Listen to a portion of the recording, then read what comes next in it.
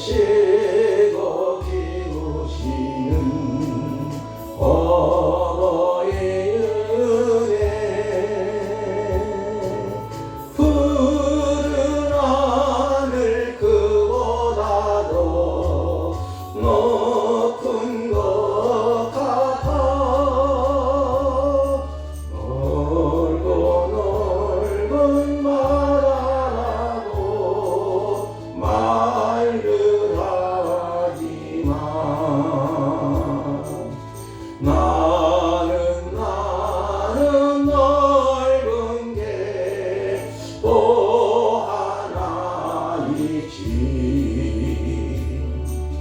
사랑 내가 이루시는 어머니 은혜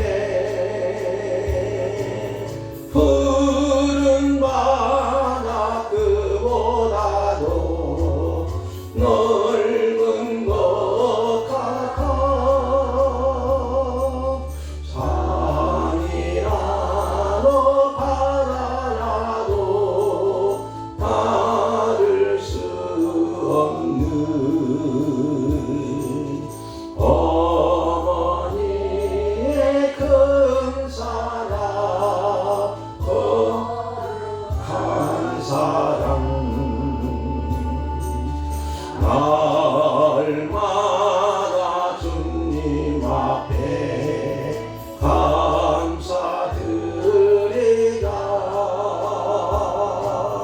사랑의 어머님을 주신 은혜를 아멘. 우리 한번 서로 인사할까요? 만수무강하십시오. 9988-123 하십시오. 네, 우리가 보통 건강하게 오래오래 사시라고 그러죠. 요즘에는 또 황수관 박사님 돌아가셨지요. 9988인데 그분이 그걸 신조어를 만드신 분인데 그만 일찍 돌아가셨습니다. 그래서 99세까지 팔팔하게 사시다가 1, 2, 3, 2, 3일 동안 아프다가 돌아가시라 이런 얘기로 말씀을 많이 하셨던 분이죠. 그리고 그분은 웃음 철학입니다. 웃음을 많이 강조하신 그러한 박사님인데 사실은 그분이 의사인데도 실제로는 의과대도 안 나온 사람이 의사라고 하는 그런 얘기도 들은 적이 있거든요. 하여튼 여러분이 오늘은 가정의 날이고 또 특히 어버이날입니다. 그래서 이제 어머니의 마음이 얼마나 애틋한가. 그래서 제가 이제 새벽마다 창세기를 보면서 이 말씀 보고 깜짝 놀랐어요. 자, 우리 어머니의 마음이가 리브가의 마음이 그거더라고요. 여러분 한번 13절 볼까요? 어머니가 그에게 이르되 내 아들아 너의 저주는 내게로 돌리고 내 말만 따르고 가서 가져오라. 쉽게 말하면 아들은 축복받고 나는 저주받아도 괜찮다는 것이 어머니의 마음이 있습니다. 이 말씀 보면서 제가 어버이날 이 말씀으로 준비하는 게 좋겠다. 그래서 같이 말씀을 나누기 원합니다. 진정 여러분의 가정이 행복한 가정 되기를 축복합니다. 하나님이 복을 주시는 가정이 되기를 소원합니다. 하나님이 복이 임하는 가정은 뭘까요? 첫째는 하나님을 공경하고 경외하는 가정이 되어야 됩니다. 너무나 잘 아는 시편 112편 1절, 2절, 3절까지 보면은 잘 나와 있고 128편에도 보면은 잘 나와 있는데 할렐루야 여호와를 경외하며 그의 계명을 크게 즐거워하는 자는 복이 있도다. 그의 후손이 땅에서 강성하며 정직한 자들의 후손에게 복이 있으리로다. 부와 재물이 그 집에 있으며 그의 공의가 영구히 서 있으리로다. 이렇게 말씀하고 있는 모습을 봅니다. 그러므로 우리의 가정의 진정 하나님의 복이 임하는 가정은 하나님을 공경하고 경외하는 가정이고, 두 번째는 부모를 공경해야 행복한 가정이 됩니다. 왜일까요? 부모는 하나님이 내게 주신 축복의 통로입니다. 모든 자식은 부모를 통해서 육신을 입고 태어납니다. 그 부모를 통해 사랑을 입고 그 부모를 통해 성장합니다. 그러기에 부모에 대한 공경은 인륜의 기본이지요. 불륜이라는 말은 윤리에서 벗어난 것을 말하고 폐륜이란 윤리를 파괴시키는 거예요. 그러기에 부모를 업신여기고 부모를 학대하고 부모를 괴롭히는 행동, 한마디로 기본을 깨는 폐륜의 자식은 복을 누릴 수 없다는 거예요.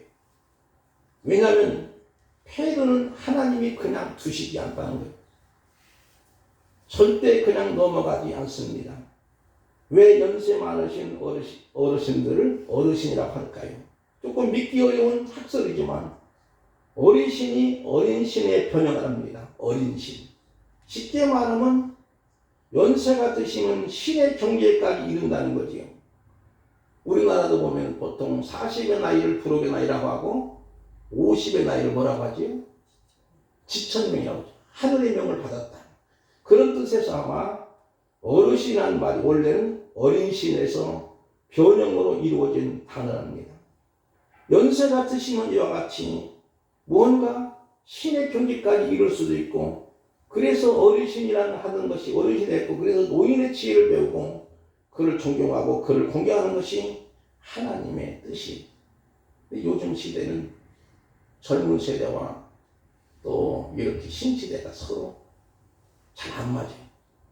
왜냐하면 요즘에 고도로 문명과 물질 문명이 발전됐기 때문에. 그러니까 지금 우리 어르신들은 아직도 폴더를 쓰시는 분이 있어요. 스마트폰을 요즘에 전국으로 스마트폰 가지고 농사도 짓기도 하고 스마트폰 가지고 택시도 누르기도 하고. 근데 우리 어르신들은 그걸 사용하지 못하잖아요. 있으면서도 사용할 수 없는, 그만큼 이제 이 과학 문명은 최첨단의 문명이 발전되기 때문에 어르신들은 이 시대를 못 따라가니까 점점 무시당하는 시대가 온 거예요. 그러나 어르신들의 경륜과 그 경험은 절대 무시해서는 안 된다는 사실을 기억해야 됩니다. 성경은 분명히 말씀합니다. 에베소 1장 2절 3절 봅시다. 우리 김영지 목사님께서 한번 읽어주시면 고맙겠습니다. 1절 네, 여기 있는데. 자녀들아, 주 안에서 너희 부모에게 순종하라. 이것이 옳으니라. 내 아버지와 어머니를 공경하라. 이것은 약속이 있는 첫 계명이니 이로써 네가 잘되고 땅에서 장수하리라. 아멘. 우리가 너무너무 익히 아는 말씀이잖아요. 자녀들아, 주 안에서 너희 부모에게 순종하라. 주 안에서 주를 믿어야만이 제대로 순종할 수 있고 공경할 수 있고 효도할 수 있다는 거예요. 주님 밖에 있으면 효도는커녕 부모를 업신여기고 오히려 부모 재산만 탐하기도 하고, 나중에 부모가 아무것도 없으면, 옛날에는 고린장이라는 문화가 있어가지고 그런 잘못된 문화가 있어요. 지게를 쥐고 아버지를, 거의 돌아가신 아버지를 고린장학에서 메고 가는 거예요. 지게 가는 거예요. 그리고 그의 아들은 또 따라오는 거예요. 그래가지고 고린장 한번 내려오는데 지게까지 버리고 오는 거예요. 그러니까 아들이 하는 말이, 아버지 왜 지게는 버리고 가요? 아니, 버려야지, 쓸데없어. 아니, 나중에 아버지도 내가 고린장 갈 때 필요하니까 가져가 달라고. 그래가지고 깜짝 놀라가지고 이 아빠가 다시금 부모를 모셨다는 그런 이야기가 있습니다. 그런 모습이죠. 주님 안에만 있을 때 진정한 부모를 공경할 수 있고 아버지 어머니를 공경하면서, 이것이 약속 있는 첫 계명인데 그 약속이 뭘까요? 이로써 내가 잘되고 땅에서 장수하리라. 이 말은 뭘까요? 오래 산다는 말보다는 복된 것이 오랫동안 지속한다고 하는 의미입니다. 성경은 부모 공경을 통해서 자식이 복받는 모습이 한없이 보여주고 있습니다.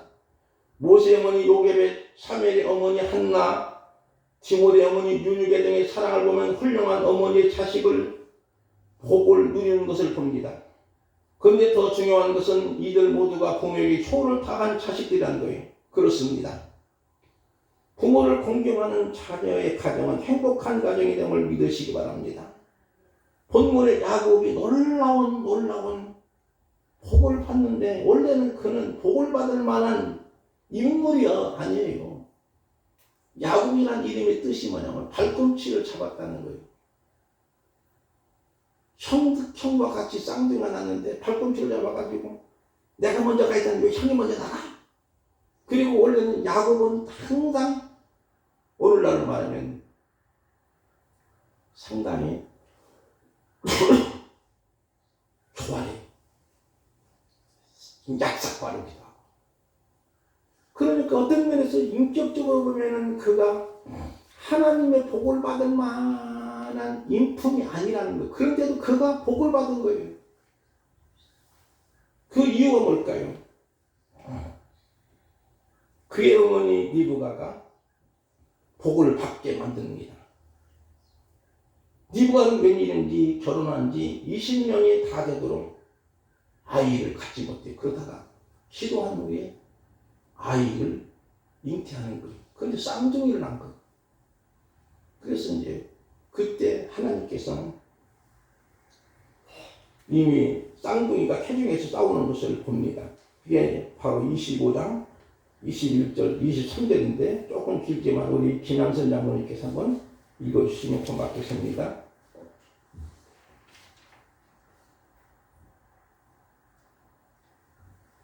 인쇄물에 있는 대로만 읽어주시면 됩니다. 이삭이 그 아내가 잉태하지 못한 것을 위하여 여호와께 간구하며 여호와께서 그 간구를 들으셨으므로 그 아내 리브가가 잉태하였더니 아이들이 그의 뱃속에서 서로 싸우는지라 그가 가로되 이 같으면 내가 어찌하고 하고 가서 여호와께 묻자온데 여호와께서 그에게 이르시되 두 국민이 내 태중이라 두 민족이 내 복중에서부터 나누이리라. 이 족속이 족속보다 강하겠고 큰 자는 어린 자를 섬기리라 하셨다. 아멘. 지금 태중에 있을 때 이미 하나님이 리브가에게 말씀하시는 거예요. 쉽게 말하면 큰 자가 작은 자를 섬기라는 거예요. 복중에 서로 싸우지 마. 이것을 리브가는 알기 때문에 작은 아들 야곱이 큰 아들보다 복을 받는 것을 미리 알았기 때문에 문제는 뭐냐면 그것도 모르고 그의 남편 이삭이 나이가 많아서 이제 눈도 좀 어두웠고 그러니까 구분을 못한 거예요. 그런데 이상한 것은 별미를 요구하는 거예요. 제가 이 말씀 보면서 1절 말씀 볼까요? 여러분, 이삭이 나이가 많아 눈이 어두워 잘 보지 못하더니 맏아들 에서를 불러 이르되 내 아들아 하매 그가 이르되 내가 여기 있나이다 하니 내가 늙어 너 어느 날 죽을지 모르니까 너 사냥해가지고 별미를 만들어가지고 가지면 내가 별미 먹고 너에게 모든 축복을 쏟아붓겠다는 이 말을 리브가가 들은 거예요. 사실 리브가의 속심은 언제나 야곱이에요. 왜냐하면 야곱에게 축복권이 있는 것을 하나님이 미리 말씀하셨기 때문에 이 눈이 어두운 이삭은 어떤 면에서 별미를 요구하는 것 보니까 기력은 그래도 정정한 것 같아요. 그러면 눈이 어둡다고 하는 것은 바로 눈만 어두운 것이 아니라 영안이 어둡고 모든 오감도 감각이 떨어지고 판단력도 느렸다고 하는 그런 모습이지요. 그래서 이삭은 기력은 멀쩡한데 영안이 어두워진 상황에서 이렇게 지금 하려고 하는 거예요. 그때에 리브가는 아니다. 그리고 야곱과 공작을 하게 됩니다. 오늘 이 말씀이 바로 그 이야기예요. 그래서 부모는 자식을 축복할 권세가 있음을 알고 그 축복권이 에서에게서 야곱에게로 가도록 하는 거예요. 그러기 위해서는 이 리브가가 야곱에게 야 빨리 가서 지금 이제 염소 2마리를 내게로 가져가라. 잡아가지고 그리고 내가 아버지가 좋아하는 별미 잘 만들어가지고 네가 갖다 줘. 그리고 네가 축복하고 그러니까 야곱이 하는 말이 뭘까요? 어머니, 나는 털이 없는 사람이고 매끈매끈 사람이고 형은 털이 많은 사람이고 아버지가 나를 만져보고 나서 오히려 가짜로 쏘밀리겠습니까? 오히려 나를 축복하기는커녕 저주하면 어떻겠습니까? 그러니까 리브가 하는 말이 아들아, 내가 받을 저주는 내가 받을 것이고 너는 나서 축복을 받으라, 이런 의미예요. 그리고 나서 이제 유장합니다. 야곱의 몸에 염소털로 이렇게 털이 난 사람처럼 유장해가지고 이렇게 해서 이제 축복을 받으러 가는 거죠. 야곱은 얼마나 벌벌벌 떨었을까요? 그러나 이미 리브가는 하나님이 작정한 것, 약속한 것을 알기에 그렇게 해도 될 수 있다고 하는 것을 분명한 확신을 가졌기 때문에 야곱과 공작해서 들여보내는 거예요. 여러분, 그런 면에서 우리는 중요한 것이 뭐냐면 이와 같이 부모가 비록 나이가 많고 조금 판단력도 부족하고 때로는 오감이 감각이 떨어졌을지라도 그 부모가 축복하는 것이 그대로 임한다고 하는 것을 오늘 우리들에게 보여주고 있는 메시지인 줄 믿습니다. 부모가 축복권도 있지만 어떤 면에서 저주권도 있는 것. 그러나 그 부모가 자식을 저주하는 부모가 어디가 있어요?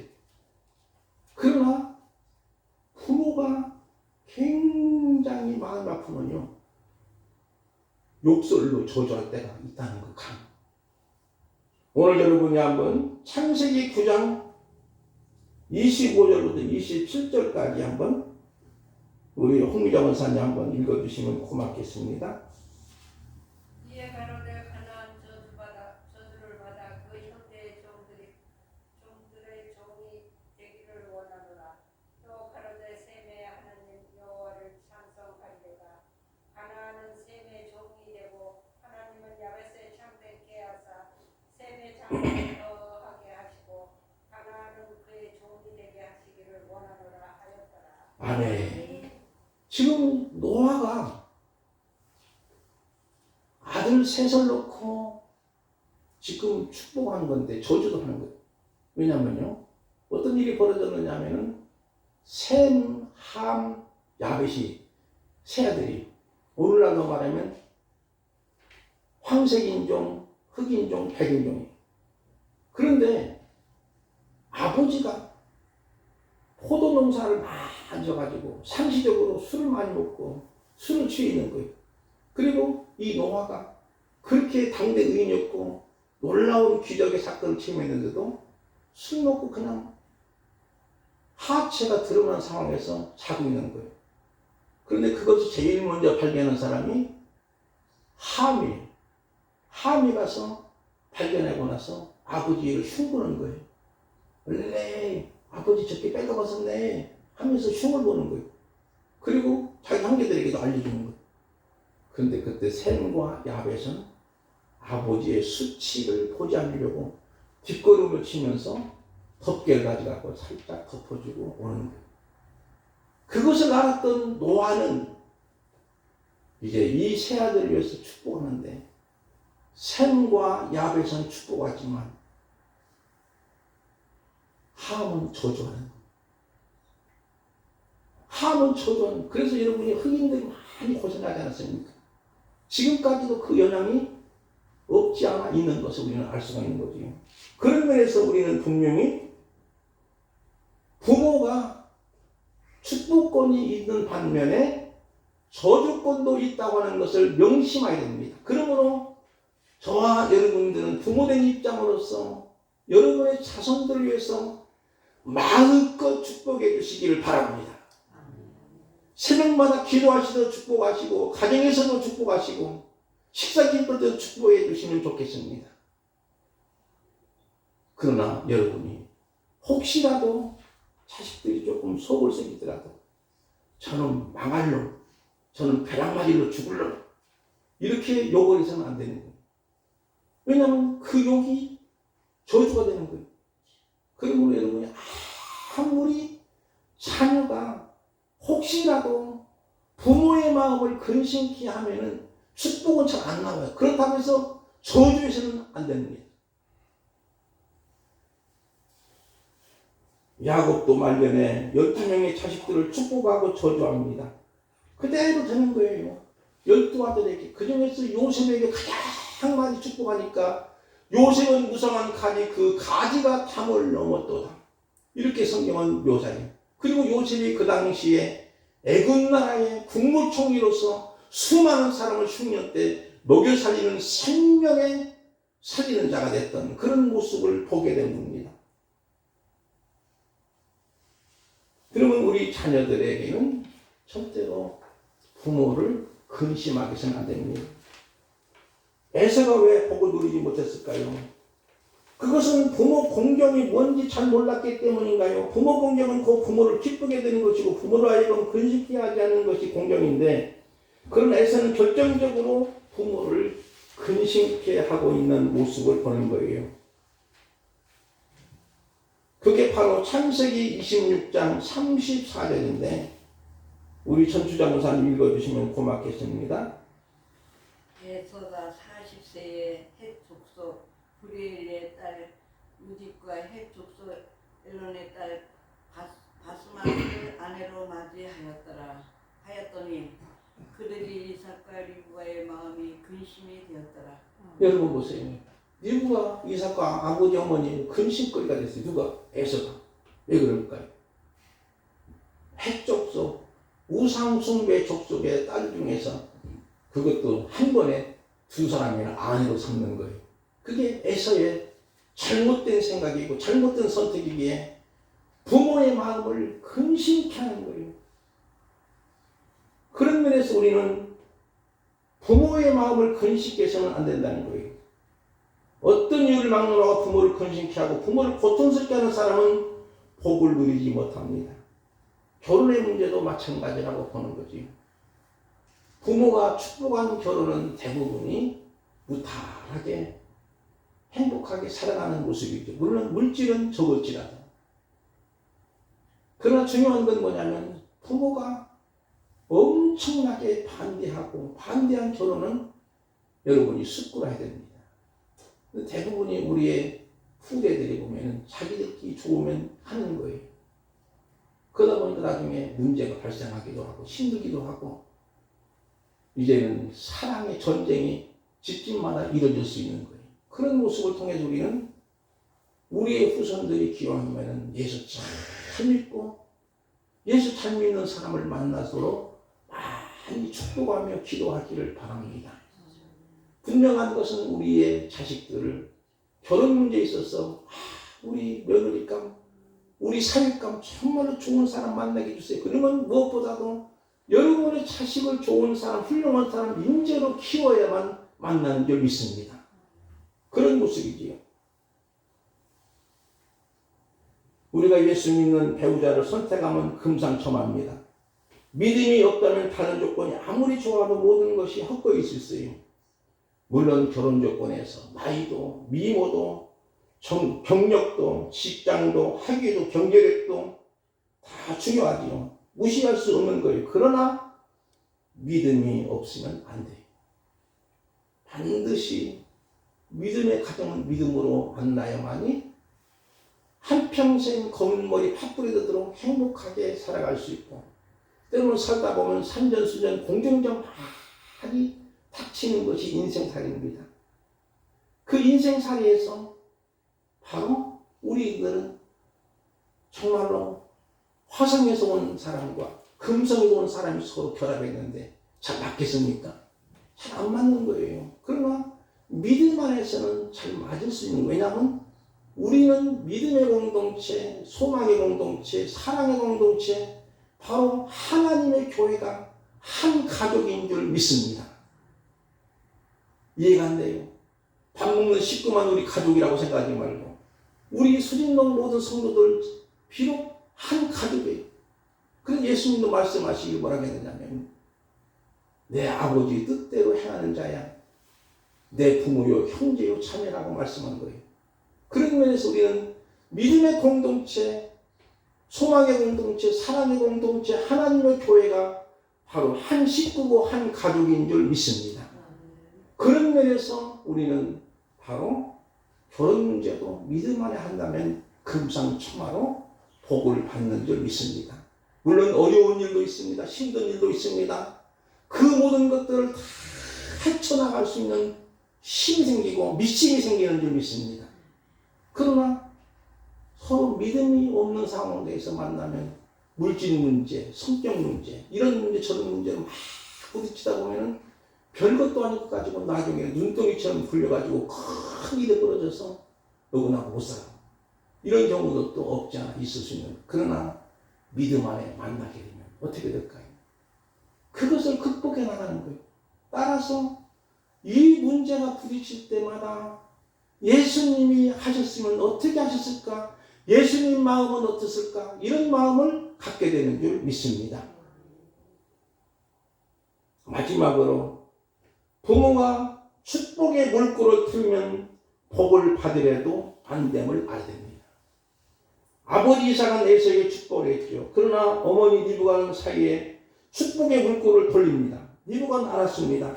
하나님의 뜻을 야곱에게 있다고 하는 것을 리브가는 알았지요. 그는 자기 자식들의 태중에 싸울 때 기도하여 응답받았습니다. 그러기에 아비의 축복이 작은 아들에게 돌아가도록 하는 것이죠. 왜요? 하나님의 뜻을 따르기 위해서. 큰 자가 작은 자를 섬기려 하는 계시를 태중에 있을 때 받았기 때문이죠. 하나님의 뜻을 몰랐다면 몰라도 하나님의 뜻을 아는 이상 그냥 들 수가 없었던 리브가의 마음이지요. 가만히 생각해 봅시다. 아버지를 속이는 것이 얼마나 큰 죄입니까? 그러나 그럴지라도 하나님의 뜻을 알기에 그 엄청난 일을 감행한 것이죠. 그렇다면 왜 하나님이 에서를 버리고 야곱에게 복을 주셨을까? 이것은 아무도 모릅니다. 이유가 있다면 하나님의 주권이. 그 말씀이 로마서 9장 21절 말씀인데 우리 허욱자 권사님 한번 읽어주시면 고맙겠습니다. 우리 자기가 진흙 한 덩이로 하나는 기 쓸 그릇을 하나는 치 쓸 그릇을 만드는 권이 없느냐. 아멘.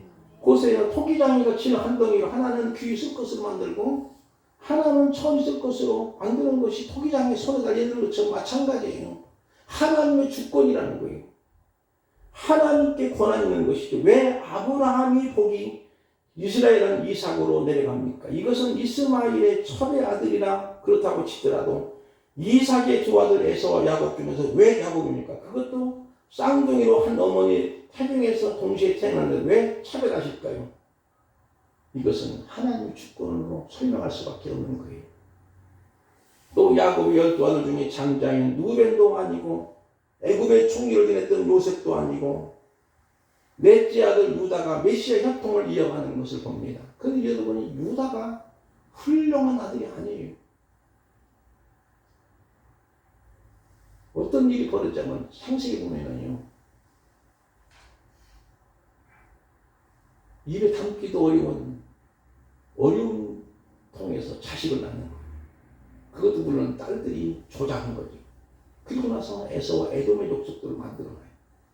그런데도 하나님은 유다의 족속을 통해서 바로 메시아가 탄생하도록 만드는 것은 하나님의 주권이지 우리 인간의 섭리로는 알 수가 없는 거예요. 그런 모습이지요. 물론 리브가의 지독한 편애로 한 어머니가 아니겠습니까? 하나님의 뜻을 알고 그에 순종했던 믿음의 어머니라고 볼 수 있지요. 여기에서 에서는 아까 말씀드린 것처럼 복을 담을 만한 그릇이 없었어요. 에서는 장자이면서도 많은 문제점을 갖고 있었던 아들입니다. 영적인 경건성에 부모를 따르지 못했고 그는 그에게 주어진 장자의 명분을 하찮게 여깁니다. 사냥하고 돌아와 너무나 배가 고플 때에 동생 야곱이 팥죽을 쓰고 있는 거예요. 물론 동생이 약으니까 형이 돌아오면 팥죽을 한 거에 주고 나서 내가 무엇이라도 얻고자 하는 심보가 있었겠지요. 그런데 에서가 사냥하고 나서 배가 고프니까 어떻게 야, 너 팥죽 한 걸 다 줘. 형 그러면 팥죽을 줄 테니까 장작권 4개를 주고 그래 나 뭐 지금 배가 고픈데 장작권이 무슨 대수냐? 이렇게 해서 이제 팥죽 한 그릇에 그만 그 놀라운 장작권의 축복을 야곱에게 넘기고 마는 이런 모습이에요. 그러기에 성경은 히브리서 12장 16절 보니까 망령된 자라고 표현한 거예요. 바로 그런 사람에게 축복권도 빼앗기게 되는 거예요. 사랑하는 성도 여러분, 여러분의 부모가 여러분에게 내린 축복의 물꼬를 틀어버릴 수 있다는 사실을 아십니까? 그러기에 늘 부모를 공경하고 존경하고 사랑하는 여러분이 되어야 됩니다. 아무리 잘났어도 부모가 초조하면 되는 일이 없는 거예요. 아이고 죽일 놈, 이놈 연병할 놈 하면 저주가 임하는 거죠. 오늘 공동한 말씀 다시 한번 생각해 보면서 어미가 그에게 이르되 내 아들아 너의 저주는 내게 돌리니 내 말만 쫓고 가서 가져오라 그랬습니다. 바로 어머니의 마음입니다. 어떻게라도 자식을 위해서는 어머니가 저주받아도 된다는 거예요. 자식을 축복하고 이게 바로 우리의 부모님의 세대였고 그렇게 부모님들이 살아갔던 거예요. 그러면 우리는 오늘 말씀 통해서 부모가 축복권 있고 저주권 있고 부모가 물꼬를 틀면 안 된다는 것을 알고 우리는 살아계신 부모님이 있으면 더 훌륭하고 좋지요. 그러나 돌아가신 부모님이 계시지요. 그러면 어르신들, 우리보다도 나이 많은 어르신들 그런 분들을 효도하는 거예요. 그런 아름다운 모습이라면 우리 성도들은 하나님이 반드시 은혜와 복을 주실 줄 믿습니다. 그리고 우리는 어르신들이 많으니까 제가 다시 한번 강조하는 것은 여러분의 자손들 위해서 언제나 축복하시기를 주님의 이름으로 축원드립니다. 축원드립니다. 날마다 축복해 주시고 그러면 여러분이 그 자식의 복을 받지만 나도 복을 받는 줄 믿습니다. 이런 은혜가 있어지기를 주님의 이름으로 축복을 드립니다. 우리 찬송가 275장